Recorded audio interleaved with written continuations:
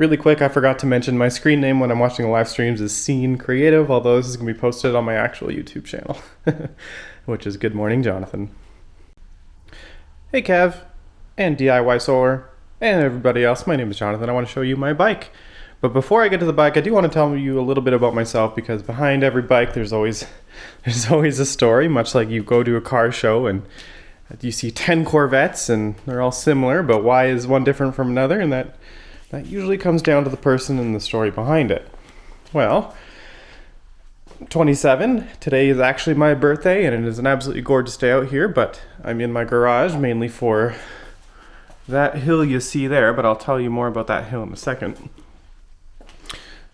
So to get an idea of why I started biking, you kind of have to understand where I live. Well, I live in a very special place. Well, up that hill that you see right there, 5 minutes up that hill is a little place called Roslyn, BC. Well, some of you might have heard that because there's a very famous bike trail there called Seven Summits, world famous. 45 minutes from me is another town called Nelson, BC, world-class biking. A little place called Baldface Lodge. You might have seen Ken Block up there. Long story short, I am in the middle of outdoor activities mecca. And it's a crime that I don't actually bike until now, that is.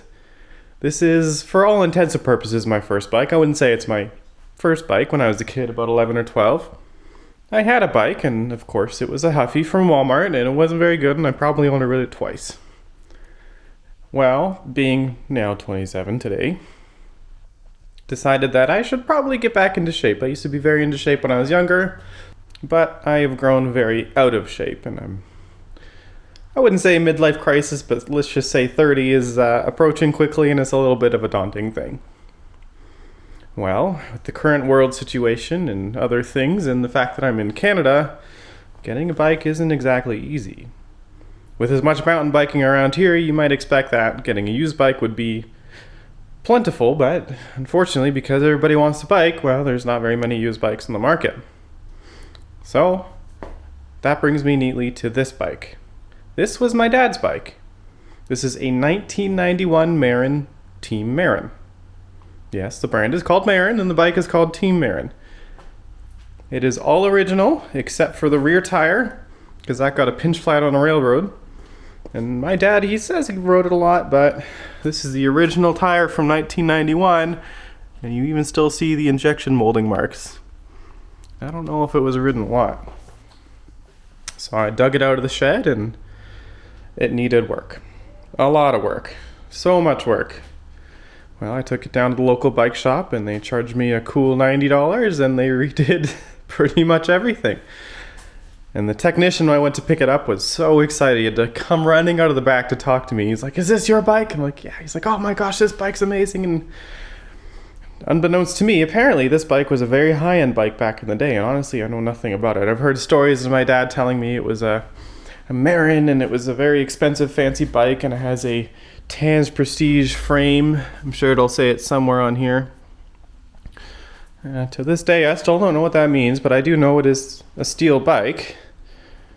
Obviously all rigid. This is an actual mountain bike. And so began my journey. So I do have to thank you, Kev. You are the one who directly inspired me to get back into biking, and there's an interesting reason for that. So I'm an audiophile. I like my headphones. It's an expensive hobby to get into. Honestly, I don't have a lot of money. Well, now you see where this is going. One of my headphones I like, and this is what started the whole addiction, is called a T50RP.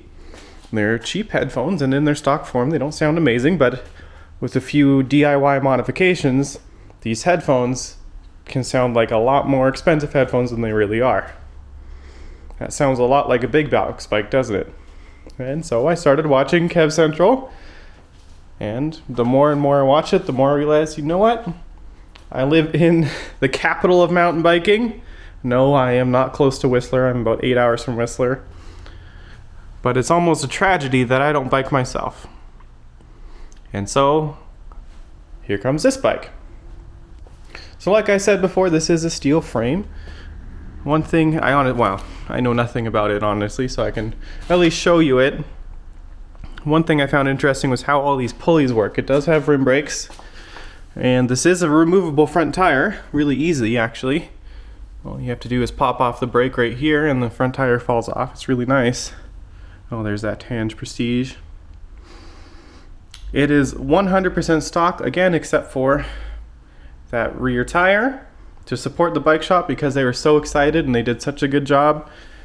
I decided to buy some grips because the stock ones are not very good. I don't even know what kind of grips these are. There's the brand there, I guess, but I got them because they were purple. And then I got these fancy dancy pedals. These were horribly expensive. Again, I don't even know what brand they are, but they're purple. Of course, being early 90s, it has to be neon colors. So it has this interesting yellow, pink to a bluey purple in the back. I'm colorblind, so hence the purple pedals. The saddle is awful. I had to go and buy one of these $5 jelly squishy things because I don't have the money for a saddle right now. And that seems to help. One interesting thing the tech told me when he was gushing over the excitement of my bike was this whole wave thing on the brakes. I don't know if you can see it, but you can see there's a certain track the brakes will take. Apparently that's coming back. Kind of funny how a 1990s bike has tech that's just starting to come back to bikes nowadays. I know nothing about the drivetrain. All I know is it is Shimano. That says Shimano D-Core XT. I'm sure that means something to somebody. But we have a 3x up front. I'm not sure how many speeds that is in the back. 1, 2, 3, 4, 5, 6, 7. So 3x7. This technician, he adjusted all this to make sure it's working. However, I think it's mostly because it's old. It doesn't shift very well.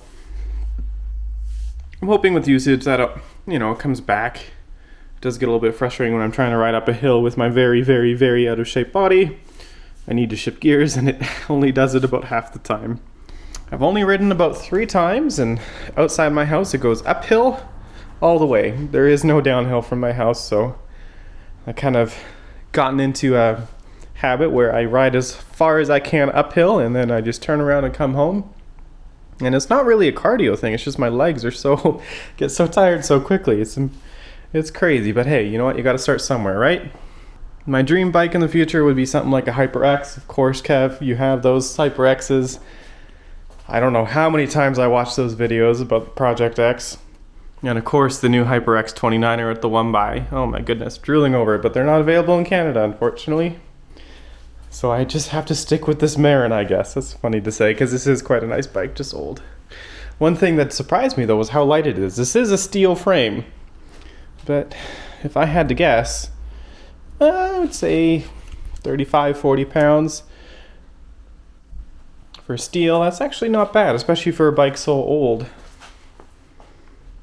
And it does ride smooth and is very confident as well. So this is just a quick video telling you guys a little bit about me and showing off my Marin Team Marin, mostly original anyways. So again, thank you, Kev, for getting me into biking. And have a good day, everybody, and DIY Solar, of course.